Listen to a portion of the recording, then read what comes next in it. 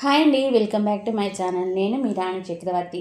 పిల్లలు బలహీనంగా ఉన్నా, పిల్లలకి ఎక్కువ శక్తి కావాలన్నా ఈ కొబ్బరి హల్వా చేసి పెట్టండి. పిల్లలకు 100 ఏనుగుల బలం వస్తుంది. ఎప్పుడైనా సరే ఇంట్లో కొబ్బరి మిగిలితే ఈజీగా ఈ కొబ్బరి హల్వాని చేసి పిల్లలకు పెట్టేసాయండి. బలానికి బలం, శక్తికి శక్తి. అంతేకాదండి, గర్భిణీలైనా సరే, బాలింతలైనా సరే కొబ్బరి తినడం వల్ల మంచి క్యాలరీస్ అందుతాయి.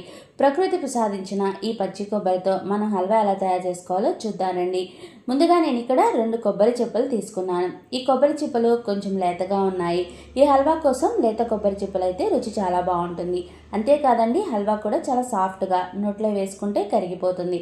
మీ దగ్గర ఇలా లేత కొబ్బరి లేకపోతే కొంచెం ముదిరిందైనా తీసుకోవచ్చు.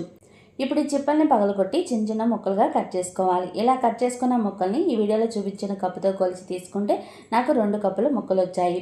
ఈ 2 కప్పుల కొబ్బరి ముక్కలను ఒక జార్లో వేసుకోవాలి. ఇప్పుడు కొబ్బరి ముక్కలు ఏ కప్పుతో అయితే తీసుకున్నామో అదే కప్పుతో 2 కప్పుల కొబ్బరికి 1 కప్పు బెల్లం తురుమును తీసుకుని జార్లో వేసుకోవాలి.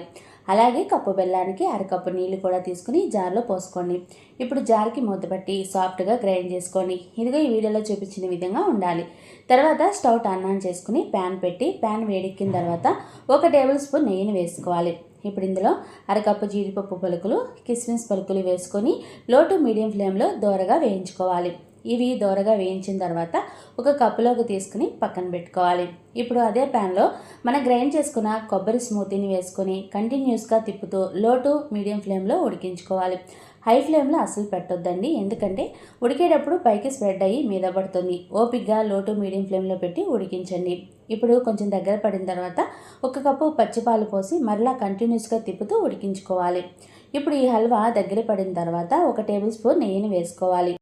అలాగే మనం ముందుగా వేయించుకున్న డ్రై ఫ్రూట్స్ని కూడా ఇందులో వేసుకోవాలి. ఇప్పుడు just 1 drop lemon yellow food కలర్ని యాడ్ చేసుకోవాలి. ఇది కంప్లీట్లీ ఆప్షనల్ అండి, ఇష్టం ఉంటే వేసుకోండి, లేదంటే స్కిప్ చేసి అలానే ప్రిపేర్ చేసుకోండి. ఇప్పుడు కంటిన్యూస్గా తిప్పుతూ బాగా దగ్గర పడేంత వరకు ఉడికించండి. ప్యాన్ నుంచి సపరేట్ అయ్యేంత వరకు ఓపిక్గా ఉడికించుకోవాలి.